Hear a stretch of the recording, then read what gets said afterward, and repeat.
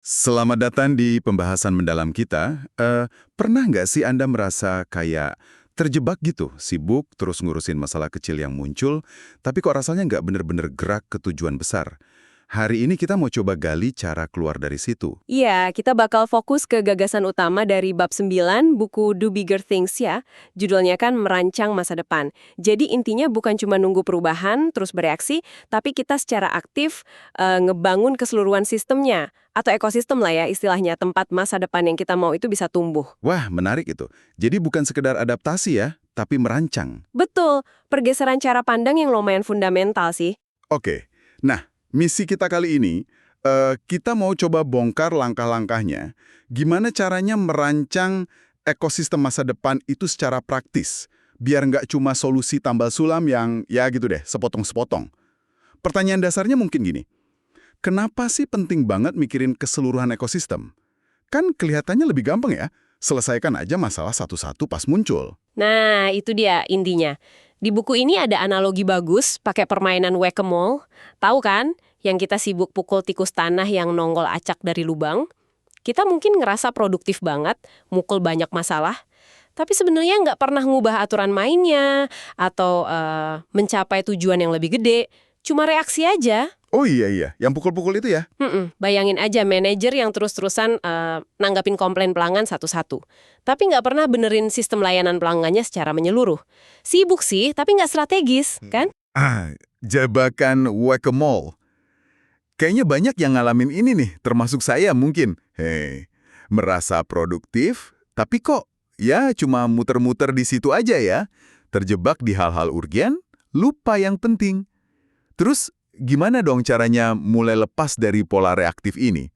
Gimana mulai ngerancangnya? Kuncinya, menurut bab 9 ini, mulainya dari akhir. Aneh ya kedengarannya? Hah? Maksudnya gimana tuh mulai dari akhir? Maksudnya, bikin dulu gambaran yang jelas, yang lengkap, tentang seperti apa sih ekosistem masa depan yang kita mau itu, kayak bikin blueprint rumah sebelum bangun. Gambaran ini jadi semacam kompas, tujuan akhirnya. Nah, ini yang nuntun langkah-langkah kita nanti. Tanpa visi ekosistem yang utuh ini, ya, setiap tindakan, sebagus apapun, risikonya tetap aja kepisah-pisah. Bikin visi masa depan yang berani? Kedengarannya keren tapi juga agak gede ya, ambisius gitu. Gimana mulainya biar nggak jadi angan-angan kosong aja? Apa cukup brainstorming biasa? Justru, katanya sih bukan sekedar brainstorming liar. Pendekatannya lebih ke bayangin main Lego deh. Main Lego, oke. Kita nggak cuma nyari ide balok baru, tapi juga ngeliatin balok yang udah ada, ini bisa disusun ulang nggak ya? Dihubungin dengan cara baru? Mana yang perlu ditambah, mana yang dikurangin? Bahkan aturan mainnya bisa diubah nggak? Contohnya nih, transisi ke kendaraan listrik atau EV. Sketsa awal ekosistemnya kan mungkin ya, mobilnya sendiri, terus stasiun ngecasnya, jaringan listriknya, bengkelnya, daur ulang baterainya. Itu Lego-Lego dasarnya lah. Tapi kan banyak orang udah mikirin komponen itu satu-satu. Apa bedanya pendekatan ekosistem ini? Kok kayaknya sama aja? Bedanya di cara ngelihat keterhubungan dan kelengkapannya dari awal. Nah, di sini analogi Thomas Edison tuh pas banget. Dia kan bukan yang pertama nemuin bola lampu pijar. Banyak penemu lain sebelum dia. Oh iya, baru tahu saya. Iya, tapi Edison berhasil karena dia nggak cuma fokus di bola lampunya doang. Dia merancang dan bangun seluruh sistem pendukungnya. Pembangkit listrik, jaringan kabelnya, meteran buat nagih pelanggan, bahkan sampai soket lampunya. Wah, lengkap banget ya. Dia bangun ekosistemnya, makanya bola lampunya jadi praktis dan bisa dipakai massal. Pesaingnya seringkali gagal karena cuma punya bola lampu bagus, tapi nggak ada sistem pendukungnya. Gitu. Jadi intinya dari Edison tuh inovasi produk aja nggak cukup ya. Inovasi sistem atau ekosistemnya itu yang sering jadi kunci sukses jangka panjang. Oke, paham. Berarti sketsa awal EV tadi, mobil sama stasiun cas itu baru awal banget dong ya belum final. Aja. Langkah selanjutnya, kita perlu memperluas sketsa ekosistem masa depan itu.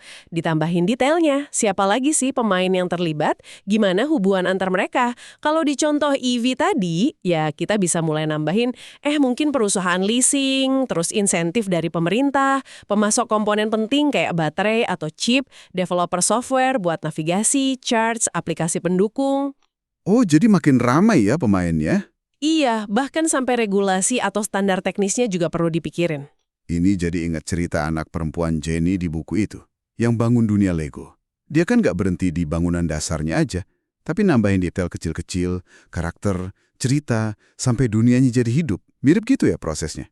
Analogi yang pas banget itu, kita terus nambahin Lego baru, koneksi baru, perjelas peran masing-masing, sampai gambarannya lebih utuh, lebih kaya, dan lebih mendekati kenyataan operasionalnya nanti. Makin detail petanya, makin bagus buat antisipasi. Oke deh, udah kebayang nih, ekosistemnya jadi lebih gede, lebih detail. Kelihatannya bagus di atas kertas. Tapi, gimana kita yakin ini bukan cuma fantasi aja?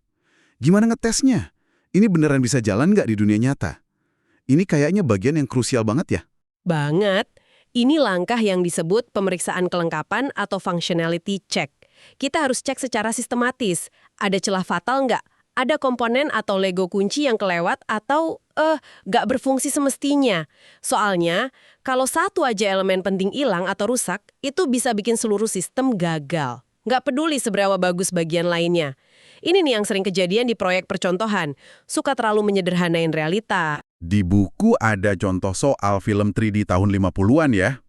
Kayaknya komponennya udah ada semua tuh. Naskah khusus, kamera 3D, kru film, lat proses, sutradara, kacamata buat penonton, proyektor khusus di bioskop. Betul, secara komponen kelihatannya lengkap. Tapi kan ekosistem film 3D waktu itu gagal total. Padahal industri film lagi takut sama TV. Kenapa coba? Kenapa ya? Kemungkinan besar ada mata rantai yang lemah atau bahkan hilang. Mungkin biaya produksinya kemahalan. Atau kualitas filmnya belum cukup bagus buat nutupin repotnya pakai kacamata. Atau bioskop yang punya proyektornya dikit banget. Intinya, semua Lego kunci itu harus ada, nyambung, dan berfungsi baik. Satu aja bagian penting gagal, ya udah bisa ambruk semua. Berarti nggak harus kita yang bikin semua ya? Nah, itu poin penting juga. Nggak harus kita kontrol semua bagian sendiri. Justru kemitraan, kolaborasi sama pihak lain itu sering jadi kunci buat melengkapi ekosistemnya. Oke, jadi cek kelengkapan ini mastiin semua roda giginya ada dan bisa muter. Tapi mesin yang muter doang kan belum tentu laku atau disukai orang. Ya nggak sih? Gimana soal nilainya? Value-nya? Nah, itu dia poin penting berikutnya. Berfungsi aja nggak cukup. Ekosistem yang kita rancang harus ngasih nilai yang jelas buat pesertanya. Di buku ada istilah unik nih, semua orang dapat kuda poni. Oh, kuda poni. Maksudnya gimana tuh? Maksudnya, ini cek nilai atau value check. Apakah ekosistem baru ini nawarin sesuatu yang jelas lebih baik dari cara lama? Apa kuda poni atau nilai spesifik yang didapat sama tiap kelompok peserta utama?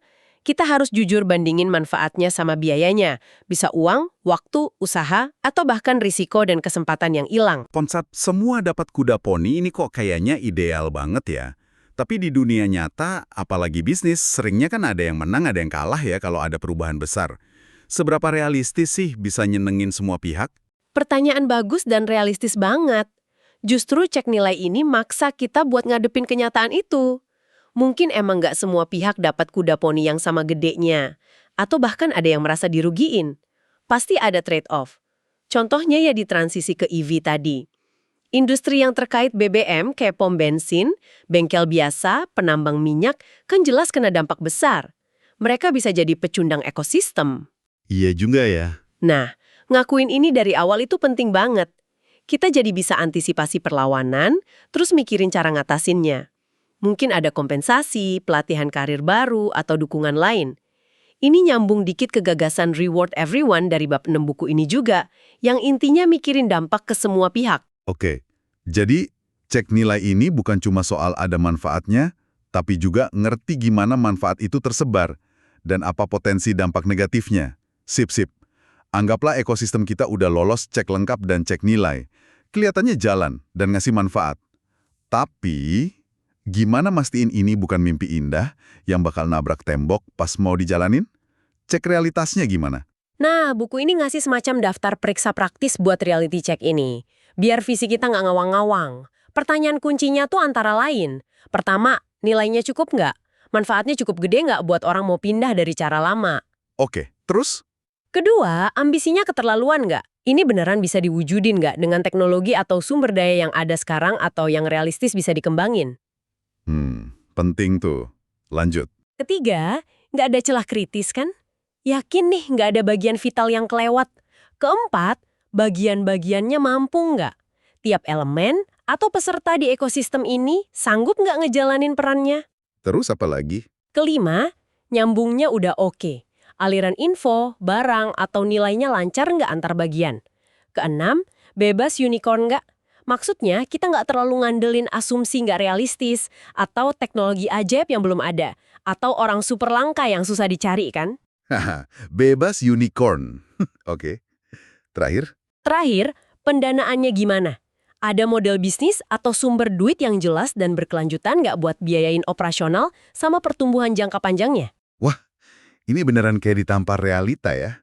Balik ke contoh EV tadi. Baterainya udah cukup oke dan murah belum? Jaringan casnya udah luas dan bisa diandalin belum? Listrik PLN cukup nggak nampung semua? Harga mobilnya masuk akal nggak buat orang? Persis. Pertanyaan-pertanyaan tajam ini maksa kita jujur sama diri sendiri. Cek realitas ini filter penting biar visi kita napak bumi. Baiklah, udah lewat nih saringan ketat. Lengkap, bernilai, realistis. Visi ekosistem kita udah terbukti layak. Udahan nih kerjaan kita. Atau, Bisa dibikin lebih keren lagi nggak sih? nah, justru ini kesempatannya. Jangan cuma puas dengan cukup baik atau bisa jalan. Langkah berikutnya itu coba merentangkan visi atau stretch the vision. Gimana caranya biar ekosistem ini lebih inovatif lagi, lebih efisien, lebih kuat, atau dampaknya lebih gede lagi? Buku ini ngasih beberapa strategi kunci. Oh iya, apa aja tuh strateginya buat dorong batas lebih jauh? Pertama, tambah atau hapus Lego. Pikirin lagi secara kreatif komposisi dasarnya. Contoh terkenalnya kan Dollar Shave Club. Mereka berani banget ngehapus Lego jalur distribusi retail fisik yang mahal itu. Oh iya, yang jualan pisau cukur online itu kan? Betul. Terus mereka nambahin Lego model langganan, kirim langsung via pos, sama pakai video viral buat marketing. Ini bener-bener ngubah peta industri pisau cukur. Jadi berani buang asumsi lama, nambahin elemen baru yang nggak kepikiran sebelumnya. Menarik. Strategi kedua. Kedua, ciptakan sinergi. Cari cara biar bagian-bagian ekosistem nggak cuma jalan sendiri-sendiri, tapi saling nguatin dan nambah nilai pas interaksi. Gimana kalau stasiun cas EV itu nggak cuma tempat isi bensin listrik, tapi jadi tempat nongkrong juga? Ada kedai kopinya, ada coworking space kecil, atau jadi titik ambil paket online. Kan jadi lebih enak buat penggunanya dan bisa jadi sumber pendapatan baru juga. Mencari hubungan satu persatu sama dengan tiga gitu ya, antar komponennya. Masuk akal. Terus yang ketiga. Ketiga, perkuat lingkaran umpan balik positif. Positive feedback loops. Rancang ekosistemnya biar pertumbuhannya bisa makin cepat dengan sendirinya. Balik lagi ke EV, makin banyak EV dipakai, makin banyak permintaan stasiun cas, makin banyak investasi bangun stasiun, bikin punya EV makin nyaman, makin banyak orang beli EV, gitu terus muter. Kalau lingkaran ini dirancang pintar, adopsinya bisa eksponensial. Luar biasa. Oke. Jadi, coba kita tarik benang merahnya nih ya. Apa artinya semua langkar sama konsep ini buat Anda, pendengar kita, yang mungkin lagi ngadepin tantangan sendiri? Mau bikin strategi bisnis baru, launching produk, atau mungkin ngatasin masalah sosial di lingkungan? Intinya sih, ini soal geser cara pandang. Daripada fokus ke satu benda atau satu masalah aja, pendekatan desain ekosistem ini ngajak kita mikir holistik, merancang keseluruhan sistem yang nyambung, mastiin semua bagian penting ada, jalan, ngasih nilai buat semua yang terlibat, dan realistis. Ini maksa kita mikirin dampak luas sama potensi masalah dari awal banget. Kayak pindah dari cuma benerin satu bagian mesin yang rusak, jadi ngerancang ulang keseluruhan mesinnya biar lebih bagus gitu ya. Ini lensa strategis yang kuat banget sih buat ngerancang perubahan beneran, bukan cuma perbaikan kecil-kecilan. Betul sekali. Ini mendorong kita nanya, Siapa aja sih semua yang terlibat atau kena dampak? Apa maunya mereka? Apa insentifnya? Terus, asumsi kita yang belum tentu bener apa aja? Penghalang praktisnya apa aja? Nanyain ini di depan tuh bisa nyelamatin kita dari banyak pusing di belakang hari. Nah, ini mungkin pertanyaan penting buat Anda. Gimana caranya Anda bisa mulai nerapin pola pikir desain ekosistem ini ke proyek atau tantangan spesifik yang lagi Anda hadapin sekarang? Wah, benar-benar membuka mata sih pembahasan ini.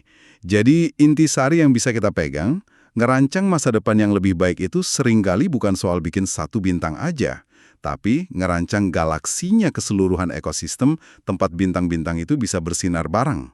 Ingat lagi Edison tadi, bukan cuma bola lampunya, tapi sistem kelistrikannya yang ngubah dunia. Persis.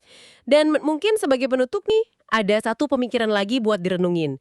Buku ini kan nekenin kalau ngerancang ekosistem ideal ini baru fondasinya, baru blueprintnya. Langkah berikutnya yang dibahas di bagian lain itu soal gimana kita mewujudkan visi gede ini pelan-pelan lewat apa yang disebut irisan tipis atau thin slices. Irisan tipis. Wah, bikin penasaran nih. Gimana tuh maksudnya? Nah, iya kan? Jadi pemikiran provokatifnya mungkin gini. Setelah Anda berhasil bikin blueprint ekosistem masa depan impian Anda, gimana strategi Anda buat mulai bangunnya sepotong demi sepotong? Langkah praktisnya gitu, biar nggak hilang arah atau kewalahan sama gedenya visi. Gimana caranya mastiin tiap irisan yang Anda bangun itu nggak cuma ngetes asumsi kunci dari visi besar tadi, tapi juga udah bisa ngasih nilai nyata di sepanjang jalan? Pertanyaan ini kayak jembatan antara mimpi besar sama eksekusi di lapangan. Pertanyaan yang menantang sekaligus penting banget ya buat dipikirin siapa aja yang mau bikin perubahan besar. Oke deh, terima kasih banyak sudah menemani kami dalam penjelajahan mendalam kali ini. Sampai ketemu lagi di kesempatan berikutnya ya.